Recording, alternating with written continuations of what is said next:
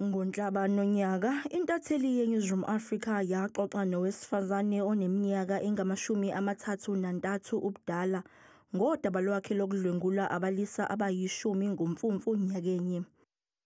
Lesigameko saholela ekutheni agcine esesebenzisa isigubhu phecelezi istoma ukuze azikhulule.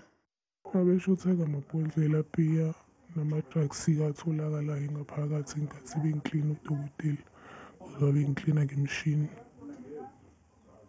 Khona kwatholakala nokusikeka ngamabhodlela ngaphakathi emathunjini. Namhlanje uNkululeko Sibiya ongowesilisa osolwa ngokuba ngungqondongqondo kuleli cala uvele enkantolo yemantshi yaseMgungundlovu. uSibiya waboshwa emasontweni amabili edlule, kanti isiZulu siyakwamukela lokhu. Ngijabule kakhulu ngokwenzakalayo lenkantolo, ngifisa engathi ngaqhubeka ingenzele justice ngalokho kwenzeka kumina. Ngifisa ukubabona bebolele ejele ngoba bayibulela impilo yami ngiphila. Umholi womphakathi unxuse inkantolo ukuba ilisingathe ngendlela efanele leli cala ukuze isiZulu sizothola ubulungiswa.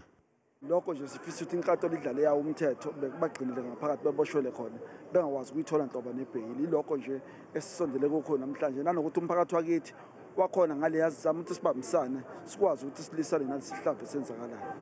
Leli cala libe sehlehliselwa umhla zingama-25 kwephezulu, kanti abanye abasolwa abayisishiyagalolunye basagcwele amathafa.